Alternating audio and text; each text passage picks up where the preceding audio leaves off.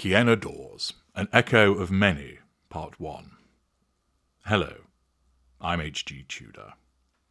Earlier this week, Ryan Wellings was convicted of assault and controlling and coercive behaviour in relation to his former partner, Kiena Dawes, the lady who appears in the centre of the thumbnail on your screen. He was, however, acquitted of the charge of manslaughter over her suicide. Kiena Dawes left a note essentially stating that Wellings had murdered her, and she left a months-old baby as she went to a railway line and laid down in front of an oncoming train in July 2022. The impact of the abuse that she was suffering from led her to take her own life. Notwithstanding this, Wellings was acquitted of the manslaughter charge, which has led one bereaved mother to claim that the jury did not understand the devastating abuse. Those of you who watch my videos, many of you have been doing so for a substantial amount of time. My work, through videos, books, and blog articles, along with consultations, has enabled you to understand the nature of the abuser, to understand that most abusers are narcissists, and what that means. You've been able to understand the mindset, the behaviours, the rationale, what drives the narcissist, and most importantly of all, what you have been able to do to secure your freedom. My unrivaled insight, as part of the creation of my legacy, has given you this freedom. There may be others of you who are recent additions to this channel. You may well still be in the grip of an ensnarement. It might be the case that you're struggling to understand what you're dealing with and how you can deal with it. You're in the right place to gain that understanding. What is clear from my own observations and the many, many thousands of people that I have consulted with and who have written to me is the fact that many people still do not understand that most abusers are narcissists and what that actually means. That the victims don't understand, the families and friends of victims don't understand, the decision makers charged with dealing with the abusers do not understand, the judiciary, lawyers, the police, healthcare professionals. By actually understanding what the person is that engages in this behaviour, what is driving them, why they behave that way, and what you can do about it, it provides information which literally saves lives. I've provided this information to extend my legacy. People have received it because for once they're receiving the unvarnished truth as to what's actually going on. But it remains clear that so many people are at a loss as to understand what's going on. And, as I've pointed out on many other occasions, there are so many people providing information which get it hopelessly wrong. They either miss out large chunks of information, provide incorrect information, and indeed, in many instances, provide advice and information which is dangerous to the recipient. I have highlighted the instances of people who do not know what they're talking about, that they fail to identify narcissism, or when they've spoken about narcissism, it's evident they don't truly understand it. Kiena Dawes, the tragedy of her loss of life, is but an echo of the situation of many other people. And Anne Cusack and Lauren Gregory, along with Chelsea Heatley and Monique Rubins, have compiled an article in the Daily Mail which touches upon this echo. The report reads, "Women whose lives have been destroyed by abusive men have slammed the judicial system after Ryan Wellings was cleared of manslaughter following his partner's suicide, after he subjected her to a disgusting campaign of abuse, sustained behaviours, demonstrative of a sustained need to assert control and draw fuel." Kiena Dawes, 23, from Fleetwood, Lancashire, took her own life after enduring more than 2 years of horrific domestic abuse at the hands of Wellings, whose fate was decided at Preston Crown Court on Monday. Although cleared of manslaughter, Wellings was convicted of assault and coercive and controlling behaviour for the terrifying abuse he inflicted upon Kiena. The first defendant to be tried for unlawful killing of his partner, who died by suicide following domestic abuse, Wellings egregiously blew a kiss to his current girlfriend from the dock after being found not guilty over Kiena's death, at which point Kiena's sister burst into tears.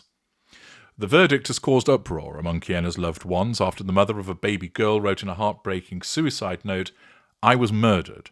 Ryan Wellings killed me." I've detailed previously in the article Repeat some of the abuse that she was subjected to. I needn't go over it again. However, he did state, "Hitting you is like hitting a man," and on one occasion dunked her head in a bath and said, "Say goodbye to your baby." In one incident, just 11 days before Miss Dawes' death, he launched her into a radiator with such force it broke the appliance off the wall, then slammed a door in her face, knocking her out and leaving her with blood pouring from her head.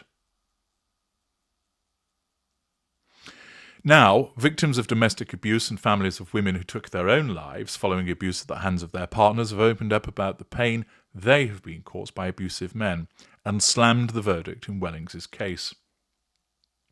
They have accused the jury at Preston Crown Court of a total lack of understanding over the devastating consequences of domestic abuse and called upon the authorities to provide more support for victims.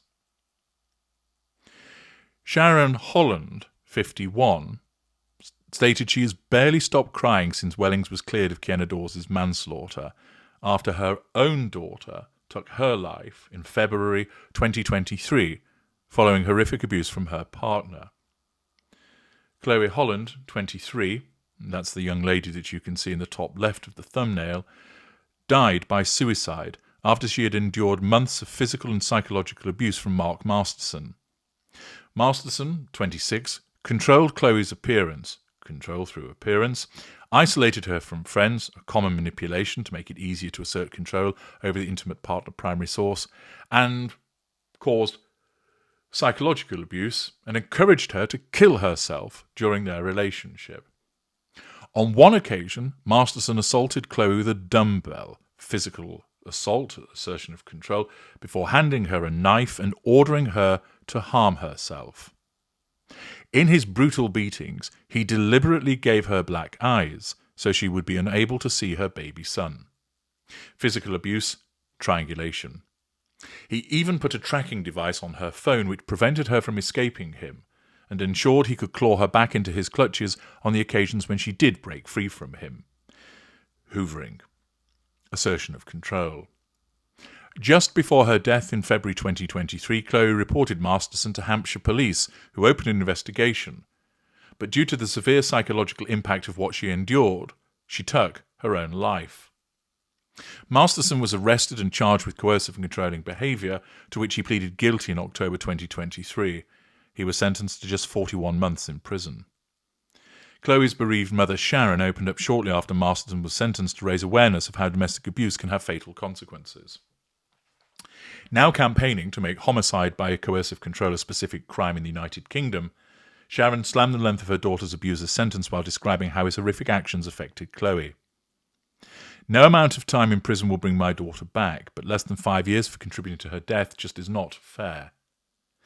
Kiena Dawes' story brings back painful memories for Sharon, who can't help but draw parallels with her daughter.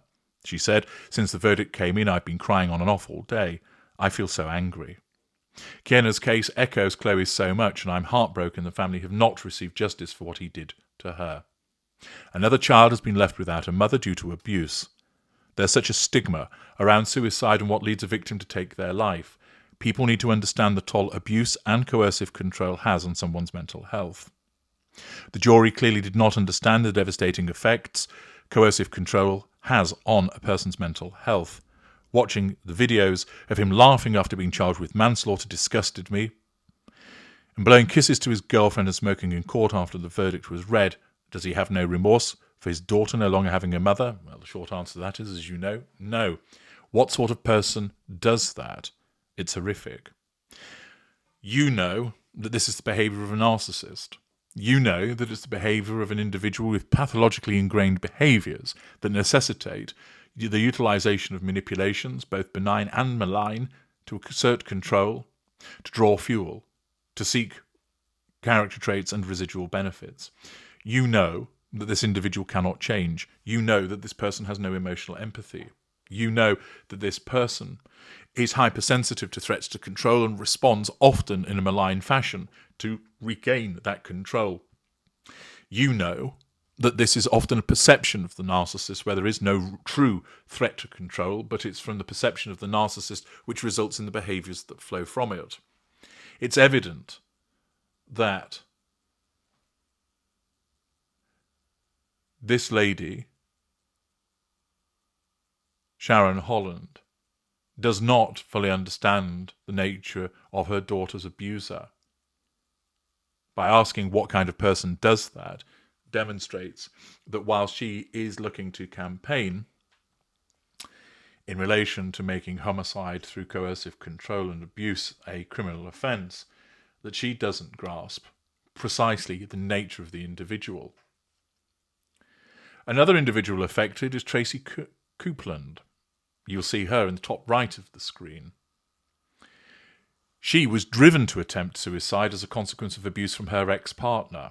During an 8-year campaign of harassment and violence, sustained behaviour, lack of emotional empathy, Mark Bagworth, aged 55, put crushed glass inside Tracy's shoes, hid her car keys and urinated on the family's rabbit. At 6'2" in height, he kicked 4'11" Tracy, who has a chronic degenerative bone disorder, until she was covered in blood. Physical violence to assert control and draw fuel, absence of emotional empathy, utilisation of vulnerability against the victim. He appeared at Lincoln Crown Court in August last year and pleaded guilty to 2 charges of ABH and harassment without violence. He was handed a 23-month prison sentence, suspended for 2 years, 30 days of rehabilitation and a 10-year restraining order. The mother of one said that if she hadn't left Bagworth, she thinks she'd have ended up dead. It took so much courage to leave him, but it saved my life. To the outside world, I had a good job. I was educated and comfortably off. People could not have dreamed what I was going through day after day. People tried to warn me and tell me about him, but he was so far inside my head, he had complete control over me. I could not think for myself. My life was consumed by him totally. There'll be those of you that are familiar with the way that the narcissist invades the victim, taking them over, making them the sole purpose of that individual's life, so that they're isolated from other people, so that it cannot be helped, and they become wholly reliant upon their abuser. She continued by explaining that over time he systematically removed everyone who mattered to me, alienating me from friends and family, so that I felt I had nobody left to confide in. He subjected her to indirect punishments for things she had done to upset him. He cut up my daughter's hair extensions, triangulation with object. He insisted it wasn't him, denial, but I knew logically it had to be, yet I questioned whether I was going mad. Once, when he was very angry, he urinated on my daughter's rabbit. Another time, he left the front door open and our kit had escaped and we never saw it again. In arguments, he would throw ashtrays or pots at Tracy. And then in 2019, he threw boiling water over her on 2 occasions. She explained we had visitors and I went into the kitchen to make drinks. Mark was on the phone in there, and he was so angry at me disturbing him, threat to control, that he chucked the kettle towards me, splashing my arm with boiling water. It took him 2 attempts to make sure he got me. Assertion of control through physical violence, absence of emotional empathy. I was so ashamed I didn't even cry out. I just ran upstairs to change my clothes and carried on as if nothing had happened. To the outside world, I was someone with a successful career and a happy family, and I blamed myself for what was happening to me. At work, I covered my bruises with makeup, and people presumed I had injuries from my horses. After suffering at Bagworth's hands for years, she reached a point where she could see no other way out. I got so desperate that I took an overdose, all the medication I could find in the house, and I went to sleep on the sofa. It was a genuine attempt to end my life because I saw no way out. Luckily, I survived, and I felt so ashamed that I considered leaving my daughter. Yet I know the shame belongs to the abuser, although of course the abuser feels no shame, and not to the victim. Tracy said it's vital to speak out to the right people and get help. She said family members, however well-meaning, might not be the best people to talk to, and to hear a stranger horrified by what you see as your normal life is powerful. For over a year on, I'm still receiving support. The damage will never fully heal. For months afterwards, I used to ask myself, what would Mark do? What would Mark say? I lost the ability to be myself. That is slowly coming back now. For everyone trapped in an abusive relationship, I would beg you to get help. The lady in the bottom left of your screen is Jolene Norman. She read Kiena Dawes' story and felt intense empathy for her, having been subjected to horrific abuse. The mother of two, aged 31, lied to her family members about her partner Dale Gretz's physical and emotional abuse because she was trauma bonded to him. As you know, the trauma bond is part of the addiction that occurs between empathic victim and narcissist. Gretzy, also known as Dale Scott, was jailed for 32 months in December 2022 after attacking Jolene in her home. Jolene said, "Reading about Kiena, I can relate to her so much. You feel trauma bonded and worthless, and you feel trapped and lonely. You want to ask for help, but you're not always strong enough. I even lied to family members to hide what he was doing to me. I was at such a low point when I was in the abuse." She met Gretzy on social media, hunting ground, and soon discovered they had mutual friends. He was friendly at first, but then the behaviour changed, and he attacked her in a drunken rage. He cut her with scissors, broke a bathroom door in two, and threatened to pour acetone into her wounds. Physical violence, destruction of property, use of threat. After Gretzy was put behind bars, Jolene discovered she was pregnant with his child. I somehow got my life back together and concentrated on raising my daughter. But after he was released from prison, Gretzy tracked her down and demanded to see his daughter. He barged in and I knew immediately he was in a rage. He ignited fury.